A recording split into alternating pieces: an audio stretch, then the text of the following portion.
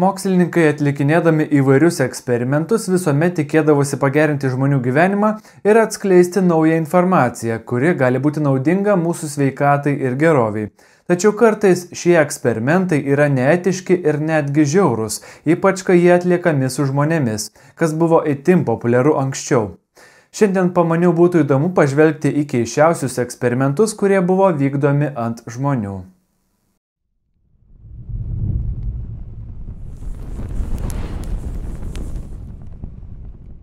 1950-aisiais Naujajame Džersyje vaikus su protinė negalia globojančioje Willowbrook valstybinėje mokykloje kilo hepatito protrūkis. Mat vaikai ten buvo auginami antisanitarinėse ir nehigieniškose sąlygose ir tai lėmė infekcijos išplitimą. Tai pamatęs daktaras Solas Krugmanas pasiūlė tyrimą, kurio tikslas vaikuose atskirti hepatito atmainas ir sukurti vakciną. Tyrimo metu mokslininkai vaikams tyčia duodavo užkrėsto maisto ar gėrimų. Pasak Krugmano, tai atitiko natūralų užsikrėtimo būdą ir vaikai patyrė tik menką žalą. Tyrime dalyvavo tik tie vaikai, kuriems tėvai davė sutikimą, tačiau kritikai teigia, kad sutikimo formos buvo klaidinančios ir tėvai apie tai nesuprato. Kadangi priėmimas į mokyklą buvo labai ribotas dėl perpildymo, tiems, kurie sutikdavo dalyvauti, įstaigoje būdavo pasiūlyta prioritetinė vieta.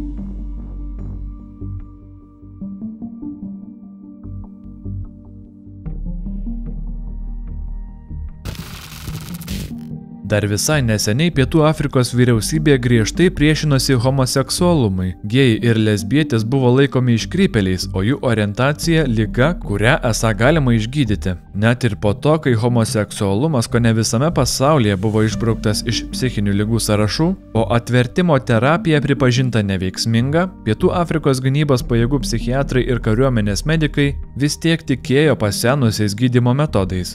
Ypač dažnai elgesio pakeitimo terapija buvo taikoma kaliniams ir šauktiniams priverstiems tarnauti kariuomenėje. Vienoje Pietų Afrikos ligoninėje nuo 69 iki 87 metų buvo bandyta gydyti kitos seksualinės orientacijos žmonės. Gėjams ir lesbietėms buvo priverstinai leidžiamos psichotropinės medžiagos, jiems taikyta elektrošoko terapija, per prievartą per ekraną rodant tos pačios lyties erotinės nuotraukas. O įjungus priešingos lyties nuotraukas elektrošokas liaudavosi. Šis metodas neveikė, todėl tuomet suimtiesiems buvo taikoma hormonų terapija, o kartais net cheminė kastracija. Nepavykus ir tam, medikai pradėjo manyti, kad tai kažkokia gamtos anomalija ir jie netyčia gimė kitos lyties, o homoseksualams būtina pakeisti lytį. Manoma, kad apie 900 vyrų ir moterų patyrė priverstines lyties keitimo operacijas. Kai kuriais atvejais operacijos net likdavo iki galo neužbaigtos.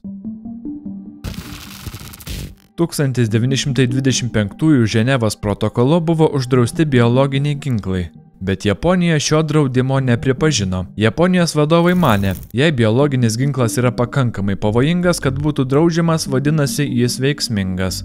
30-aisiais buvo įkurtas slaptas 731 dalinys, kur Japonija pradėjo bandymus su patogenais ir cheminiais ginklais, eksperimentus vykdant su žmonėmis.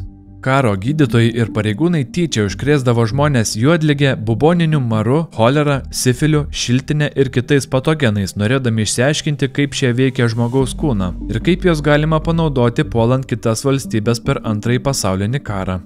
731 dalinyje su žmonėmis buvo atliekami ir kiti eksperimentai, pavyzdžiui, gyvų žmonių skrodimas be nuskausminamųjų.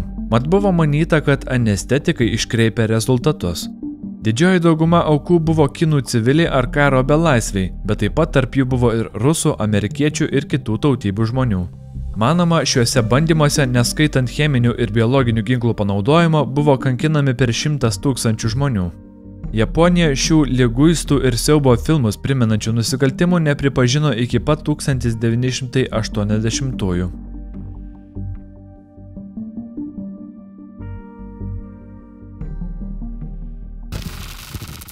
Kalbant apie siaubo filmus, kinuose jau pasirodė visų pamėgto apokaliptinio žanro filmas 28 metai po. Praėjus 28 metams po to, kai žmonės užvaldęs įniršio virusas išplito iš biologinių ginklų laboratorijos, neužkrėstųjų liko gyventi labai nedaug. Vieni jų įsikūrė mažoje saloje, sujungtoje su žemynu vieninteliu stipriai saugomu pylimu. Kai vienas iš jų išvyksta į užkrėstąją juodąją zoną vykdyti misijos, jis ten atranda siaubingų mutacijų, neįtikėtinų paslapčių, stebuklų ir kitų niekad nesapnuotų šiurpenybių. Į šį filmą noriu jums padovanoti 20 bilietų. Jums tereikia po šio video pakomentuoti savo apokaliptinį planą. Ką jūs darytumėte, jei staiga pabūstumėte tokiame pasaulyje, kur didžioji dauguma žmonių staiga primena zombius ir yra apkrėsti neaiškių šiurpių virusų? Lauksiu jūsų komentarų. 10 originaliausių padovanosiu po 2 bilietus į šį filmą Forum Cinemas kino teatruose. Nugalėtojams atkomentuosiu jau rytoj, tad nedelskite. Man tokie išgyvenimo scenarijai patys įdomiausi. Jei jums taip pat, tikiuosi jūs sutikti šį naujai pasirodžiusi filmą rodančioje kino salėje. Iki pasimatymo prie kino ekranų. O dabar grįžtame į epizodą. Nors mumifikacija buvo natūrali senovės Egipto kultūros dalis, žmogaus kūno skrodimas buvo laikomas šventvagyste. Žymusis graikų daktaras Herofilas yra laikomas anatomijos tėvu. Jis padarė reikšmingų atradimų apie žmogaus kūną, tačiau kaip jis įgijo žinių apie mūsų organizmą kelia siaubą. Mediciną jis praktikavo Aleksandrijoje, Egipte, kur apie 40 mečius jam ir kolegai Arasitratu buvo leista viešai skrosti žmonės. Visi jie nusikaltėliai, kuriuos buvo leidžiama ne tik skrosti po mirties, bet ir vivisekuoti, tai yra pjaustyti gyvus. Teigiama, kad Herofilas tiriamasias operacijas atliko maždaug 600 gyvų kalinių. Nors skrodimai buvo laikomi tabu, su faraonų žinia jis padarė pažangą tyrinėdamas smegenis, akis, kepenis, kraujotakos, reprodukcinę ir nervų sistemas.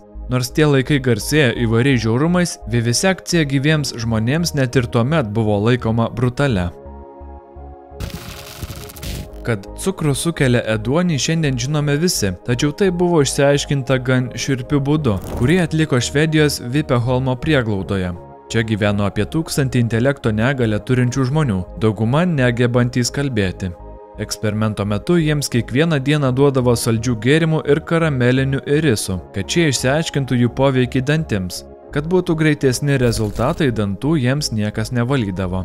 Tikėtasi, jog bandomieji triušiai irisus valgys lėtai, o lipnus saldainis bus įstrigęs tarp dantų ir jų grioveliuose nuo ryto iki vakaro.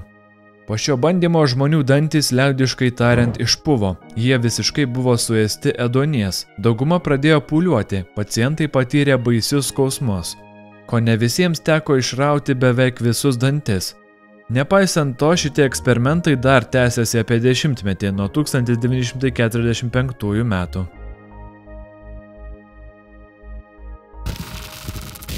Iki 1830-ųjų Didžiojoje Britanijoje anatomai galėjo teisėtai naudoti tik pakartų nusikaltėlių lavonus. Kadangi jų buvo mažai, anatomijos specialistai ėmė lavonus pirkti iš kapų plėšikų, o kartais net patys gydytojai eidavo į kapines. Tačiau Edinburge gyvenę verslininkai ir vieno baro savininkai Williamas Burkas ir Williamas Heiras rado efektyvesnį būdą. Nuo 1827 iki 28 metų jie nužudė mažiausiai 16 jų užeigoje apsistojusių žmonių. Jų kūnus pardavė anatomui Robertui Knoxui. Knoxas arba nepastebėjo, arba apsimetė, kad nepastebi, jo kūnai įtartinai švieži. Heiras sutiko duoti parodymus už visišką išteisinimą, kai tuo tarpu Burkas galiausiai buvo pakartas. Paleistas iš kalėjimo, Heiras dingo ir apie jį daugiau niekas negirdėjo. Ši byla paskatino Didžiosios Britanijos vyriausybę keisti įstatymus. 1832 metų anatomijos aktas leido mokykloms gauti daugiau lavonų iš ligoninių ir prieglaudų, jei mirusieji neturėjo giminių ar lėšų laidotuvėms.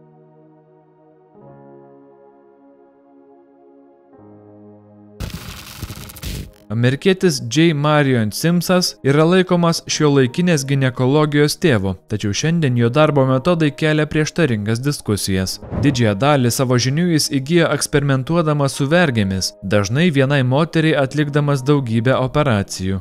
Jis operavo be nuskausminimo, iš dalies todėl, kad anestetikai buvo neseniai atrasti, bet ir todėl, kad pats manė, jog skausmas nėra priežastis trukdytis nuskausminant bandymo objektą. O skausmai buvo nepakeliami, visiška agonija moterims. Bet vergės neturėjo kito pasirinkimo. Yra manoma, kad kai kurioms tai buvo daroma joms nesutikus. 2018-aisiais jo bronzinė statula Niujorke buvo pašalinta. Vienas garsiausių medicinos etikos pažeidimų Jungtinėse valstijose vyko net 40 metų. 1932 metais Jungtinių Amerikos valstijų visuomenės sveikatos tarnyba pradėjo stebėti negydomą sifilio poveikį. Į tyrimą buvo įtraukti 600 juodaodžių vyrų iš kaimiškų Alabamos vietovių. 399 iš jų sirgo sifiliu, 201 buvo sveiki. Visiems buvo pasakyta, kad jie gydomi nuo blogo kraujo, neaiškios diagnozės apimančios įvairius negalavimus, tačiau vyrai niekada nebuvo informuoti, kad serga sifiliu. Ir dar blogiau, jie negavo jokio realaus gydymo, net kai penicilinas 47-aisiais tapo standartiniu vaistu nuo šios ligos, tiriamiems vyrams jo neskyrė. Gydytojai sąmoningai stebėjo, kaip pacientai silpsta, netenka regėjimo, proto ar miršta, viskas tik tam, kad būtų natūraliai ištirta ligos eiga. Jie melavo, slėpė diagnozes ir neleido kitiems gydytojams jų gydyti. Kai kurie vyrai buvo net sulaikyti nuo šaukimo į kariuomenę, nes karo gydytojai galėjo išduoti tikrą diagnozę ir paskirti peniciliną. Kad išlaikytų tyrimo dalyvius, jiems buvo siūlomos lengvatos, nemokamas maitinimas, nemokami sveikatos patikrinimai ir netgi laidotuvių draudimas.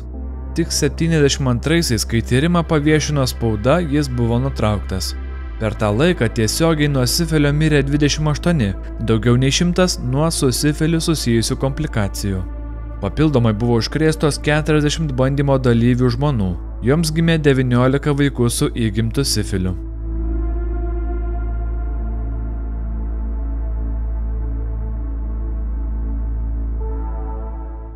Šiandien tiek, kad ir kiek šiurpoka tema, jei jums buvo įdomu, nepamirškite ant šio video paspausti patinka mygtuko ir pasidalinti labiausiai sukrėtusiu eksperimentu. Dėkui, kad likote iki galo, pasimatysime kitame epizode. Iki.